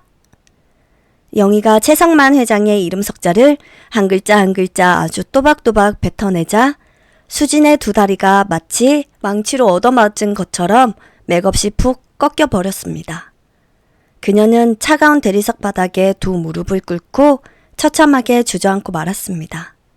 평생을 완벽하고 치밀하게 감출 수 있을 거라 맹신했던 끔찍한 이중생활이 자신이 세상에서 가장 경멸하고 멸시하던 낡은 시어머니 앞에서 산산조각 나는 끔찍한 순간이었습니다. 어머님, 제발 한 번만 용서해 주세요. 제가 잠시 돈에 눈이 멀어서 정신 나갔었나 봐요. 다 지난 과거 일이에요. 우리 민수 씨 만나서 결혼하기 전에 아주 잠깐 철없을 때 실수했던 건데 그 늙은 영감이 혼자 착각하고 헛소리를 떠벌리고 다닌 거예요. 수진이 대리석 바닥을 기어와 영희의 흙 묻은 낡은 바지가랑이를 두 손으로 부여잡고 짐승처럼 울부짖으며 처절하게 매달리기 시작했습니다. 네 그 더러운 혀를 뽑아버리기 전에 당장 그 더러운 혓바닥에 침이나 바르고 거짓말을 해라. 네가 이 으리으리한 비싼 상가에서 임대료 한 푼 안 내고 여전히 꽃집을 하고 있는데 어디서 뻔뻔하게 과거 타령을 하며 끝까지 속이려 들어? 영희가 거칠고 투박한 손으로 자신의 바지를 붙잡은 수진의 두 손을 사정없이 뿌리치며 그녀를 바닥으로 짐승처럼 내팽겨쳐 버렸습니다. 남편을 허망하게 잃고 핏덩이 같은 두 아들을 줄임배를 움켜쥐고 키우기 위해 피눈물을 흘리며 살아온 자신의 거룩한 삶과 이 가증스러운 며느리의 더러운 탐욕이 한 공간에서 숨을 쉰다는 것조차 도저히 참을 수가 없었습니다. 제가 오늘 당장 완벽하게 정리할게요. 오늘 당장 그 회장 영감탱이랑 연락 다 끊고 이 꽃집도 다 처분할 테니까 제발 우리 민수 씨한테만은 이 사실을 비밀로 덮어주세요. 민수 씨 이 사실을 알면 충격받아 죽을지도 몰라요. 어머님 하나밖에 없는 아들 살리시는 셈 치고 제발 이번 한 번만 눈 감아주세요. 대리석 바닥에 보기 흉하게 나뒹굴던 수진이 다시 좀비처럼 기어와 영희의 낡은 운동화 발등에 뺨을 비비며 처절하고 비굴하게 애원했습니다. 짐승만도 못함 파렴치한 며느리에게 내 금쪽 같은 새끼의 귀한 이름을 담게 하는 것조차 소름이 끼치도록 역겹고 끔찍했습니다.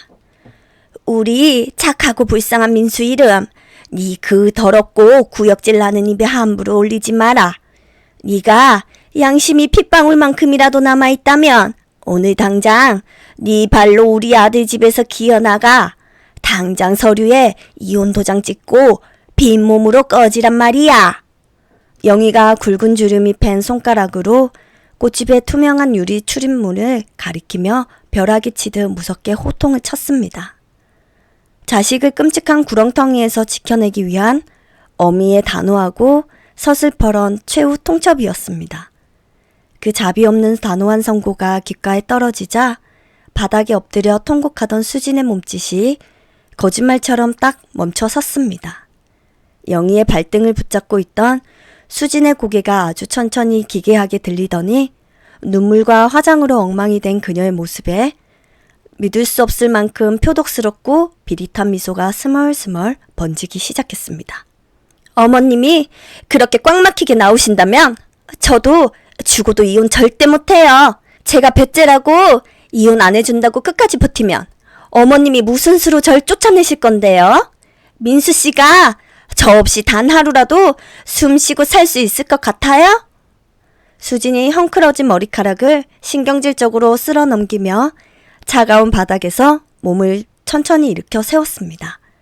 그녀의 커다란 두 눈에는 조금 전까지 보여주었던 그 가증스러운 비굴함은 온데간데 없이 흔적도 사라지고 도끼만이 가득 서려 있었습니다. 네가 네 죄를 뉘우치기는커녕 끝까지 이 어미를 상대로 독하게 진흙탕 싸움을 해보겠다 이거구나. 좋다. 네가 제발로 안 나가겠다면 내가 니년의 그 끔찍하고 더러운 시체를 만천하에 낱낱이 까발려 줄 테니 어디 한번 끝까지 버텨봐라. 영희가 조금도 뒤로 밀리지 않고 꼿꼿하게 제자리에 서서 수진의 도끼 어린 끔찍한 눈빛을 정면으로 맞받아 쳤습니다. 영희는 더 이상 이 썩은 내가 진동하는 역겨운 공간에 단 1초도 머물며 숨을 썩고 싶지 않아 뒤를 돌아 매몰차고 단호하게 발걸음을 옮겼습니다. 어디 한번 마음대로 짓거려 보세요. 늙고 무식한 어머님이 시장바닥에서 주워들은 그딴 쓰레기 같은 헛소리를 민수 씨가 철석같이 믿어줄지 아니면 매일 밤 한 이불 덮고 자는 자기 아내인 제 눈물을 믿어줄지 끝까지 한번 가보자고요. 저도 절대 이대로 순순히 물러나지 않을 거예요. 수진이 멀어지는 영희 등 뒤를 향해 악에 받친 목소리로 미친 듯이 표독스럽게 소리쳤습니다. 사랑하는 아들의 맑은 삶을 서서히 갉아먹는 악마 같은 며느리를 세상에서 가장 고통스럽게 완벽하게 도려내기 위해 김영희는 속으로 피눈물을 삼키며 가장 참혹하고 자비 없는 치밀한 전쟁의 서막을 올리고 있었습니다. 차가운 겨울바람을 등지고 꽃집을 빠져나온 김영희의 두 주먹은 돌덩이처럼 단단하게 쥐어져 있었습니다. 그녀는 곧바로 정태수에게 전화를 걸어 아들 민수를 만나야겠다고 다급하게 도움을 요청했습니다. 정태수는 김영희의 전화를 받고 시내 외곽에 아주 조용하고 외진 식당 안쪽 방을 미리 잡아두었습니다. 해가 완전히 저물고 어둠이 깔릴 무렵 아무것도 모르는 민수가 밝은 얼굴로 식당 미닫이 문을 열고 들어섰습니다. 엄마, 갑자기 태수 삼촌이랑 저녁을 먹자고 하셔서 놀랐어요. 민수가 정태수를 향해 깍듯이 허리를 굽혀 인사하며 자리에 편하게 엉덩이를 붙이고 앉았습니다. 김영희는 아들의 티 없이 맑은 미소를 마주하자 심장이 시퍼런 칼날에 푹푹 베이는 듯한 지독한 고통을 느꼈습니다. 그녀는 마른 침을 꿀꺽 삼키며 낡은 가방에서 심부름센터를 통해 확보한 서류 뭉치와 사진들을 꺼냈습니다. 민수야, 지금부터 어미가 하는 말 놀라지 말고 똑바로 들어야 한다. 이것들부터 확인해봐라. 김영희가 덜덜 떨리는 거친 손으로 수진과 최 회장이 호텔로 들어가는 사진들을 탁자 한가운데로 밀어주었습니다. 민수는 어머니의 비장한 표정과 탁자 위에 흩어진 낯뜨거운 사진들을 번갈아 보며 미간을 깊게 좁혔습니다. 엄마, 이게 도대체 다 뭐예요? 이거 누가 악의적으로 합성한 거 아니에요? 사진 속 아내의 화려한 얼굴을 확인한 민수의 목소리가 파르르 떨리기 시작했습니다. 옆에 앉아있던 정태수가 굳은 표정으로 민수의 어깨를 단단히 꽉 움켜쥐며 입을 열었습니다. 민수야, 나를 믿고 이 잔인한 현실을 똑바로 마주해야 해. 네 아내가 그동안 자네를 깜쪽같이 속이고 내 지인인 건물주 영감과 추악한 불륜을 저지르고 있었어. 정태수의 단호하고 확신에 찬 목소리가 조용한 식당 방 안을 묵직하게 짓눌렀습니다. 민수는 망치로 뒤통수를 세게 얻어맞은 사람처럼 두 눈을 커다랗게 뜨고 숨을 헐떡였습니다. 태수 삼촌, 지금 무슨 끔찍한 농담을 하시는 거예요. 수진이는 자기 꽃집 일로 바빠서 밤낮 없이 일만 하는 사람인데 불륜이라니요. 민수가 탁자를 양손으로 강하게 내리치며 현실을 부정하듯 크게 울부짖었습니다. 김영희는 차오르는 눈물을 억지로 참아내며 수진이 최 회장의 법인카드로 결제한 명품 가방 내역서들을 민수의 눈앞에 바짝 들이밀었습니다. 민수야, 제발 정신 똑바로 차려. 네 아내가 샀던 그 비싼 집도 전부 저 늙은 영감 돈이야. 오늘 내가 꽃집에 가서 전부 다 확인하고 왔어. 김영희가 피눈물을 흘리며 며느리의 끔찍한 이중생활과 더러운 실체를 낱낱이 토해냈습니다.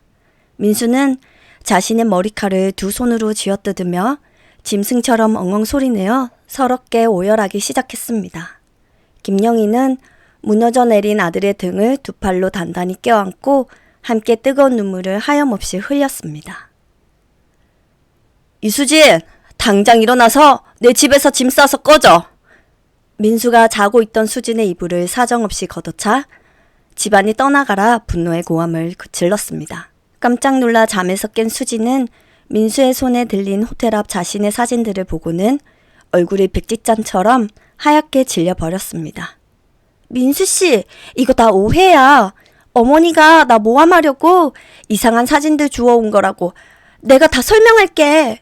수진이 침대에서 굴러떨어지듯 내려와 민수의 바지가랑이를 부여잡고 처절하게 매달렸습니다. 민수는 구역질이 난다는 듯 수진의 가녀린 손을 발로 매몰차게 걷어차 버렸습니다. 내 눈앞에서 당장 사라져. 변호사 통해서 이혼 소장 보낼 테니까 법정에서 그 더러운 입이나 계속 털어봐. 민수는 뒤도 돌아보지 않았고 짐을 챙겨 집을 빠져나왔고 수지는 텅 빈 거실에 주저앉아 절망의 비명을 질렀습니다. 며칠 뒤 민수는 변호사를 선임하여 수진에게 단호하게 이혼을 통보하고 최 회장과 수진을 상대로 막대한 위자료 청구 소송을 걸었습니다. 동시에 정태수의 은밀한 도움으로 최 회장의 본처 역시 이 추악한 불륜 사실을 전부 알게 되었습니다. 최 회장의 가문은 발칵 뒤집혔고 최 회장은 수진의 꽃집 임대 계약을 당장 해지하고 그녀를 가차없이 길거리로 내쫓아 버렸습니다. 수진은 하루아침에 막대한 소송 비용과 빚더미에 깔린 채 그토록 자랑하던 명품들을 모두 전당포에 헐값에 넘겨버리고 비참하게 자취를 감추고 말았습니다. 허영과 탐욕으로 쌓아 올린 며느리의 끔찍한 모래성은 한 달도 채 되지 않아 흔적도 없이 완벽하게 무너져 버렸습니다. 하지만 배신감과 충격으로 깊은 상처를 입은 민수는 매일 밤 술에 취해 비틀거리며 지독한 괴로움 속에서 허우적거렸습니다. 김영희는 매일 아침 일찍 시장에서 장을 봐와 아들의 집을 청소하고 따뜻한 국을 끓여 먹이며 묵묵히 아들의 곁을 단단하게 지켰습니다. 엄마, 제가 너무 바보 같았어요. 겉만 번지르르한 여자한테 속아서 엄마 마음도 몰라주고 정말 죄송해요. 어느 날 저녁 식탁 앞에 앉은 민수가 거칠어진 김영희의 손을 붙잡고 참회의 눈물을 굵게 뚝뚝 떨어뜨렸습니다. 김영희는 따뜻한 손바닥으로 아들의 젖은 뺨을 부드럽게 쓸어내리며 인자한 미소를 지어 주었습니다. 아니다. 살아 숨쉬다 보면 한 번쯤 된통 넘어질 때도 있는 거야. 어미가 든든하게 뒤에서 받쳐줄 테니까 훌훌 털고 다시 씩씩하게 일어서면 그만이야. 어머니의 사랑 덕분에 민수는 서서히 독주를 끊고 다시 일상으로 건강하게 복귀하기 시작했습니다. 계절이 바뀌고 따뜻한 봄바람이 불어올 무렵 정태수가 김영희의 집으로 아주 참하고 단정한 인상의 여성을 데리고 왔습니다. 내가 아주 잘 아는 지인의 딸인데 성품이 정말 곱고 따뜻한 아가씨야. 과거의 아픔은 있고 한번 진지하게 만나보게. 정태수가 민수의 등을 든든하게 밀어주며 환하게 웃어 보였습니다. 그 여성의 이름은 지원이었고 수진과는 정반대로 사치 한번 부리지 않는 소박하고 진실된 마음씨를 가진 사람이었습니다. 지원은 민수의 깊은 상처를 따뜻하게 보듬어 주었고 김영희를 친어머니처럼 살갑고 다정하게 모시며 집안에 다시 환한 웃음꽃을 피워냈습니다. 두 사람의 만남이 깊어질수록 민수의 얼굴에는 이전보다 훨씬 단단하고 평온한 미소가 굳건하게 자리 잡기 시작했습니다. 지원아, 나처럼 상처 많고 부족한 사람을 곁에서 지켜줘서 정말 고마워. 우리 평생 서로 아끼면서 정직하게 살자. 민수가 지원의 손을 두 손으로 꼭 맞잡고 진심을 다해 청혼의 반지를 건넸습니다. 새로운 가정을 꾸리기로 결심한 민수의 든든한 뒷모습을 바라보며 김영희는 거친 앞치마를 고쳐 메고 다시 시장으로 향하는 짐수레를 굳세게 잡았습니다. 가짜 돈과 허영으로 가득했던 지옥 같은 시간은 완벽하게 사라지고 오직 진실과 사랑만이 남은 진짜 행복이 김영희 모자의 삶에도 단단한 뿌리를 내리고 있었습니다. 오늘 이야기에 조금이라도 공감하셨다면 구독과 좋아요를 꾹 눌러주시고 어디에서 듣고 계신지 댓글을 남겨주신다면 저도 다정히 인사드리겠습니다. 구독자 여러분의 가정에 늘 건강과 따뜻한 웃음만이 함께 하시기를 간절히 기원하겠습니다. 감사합니다.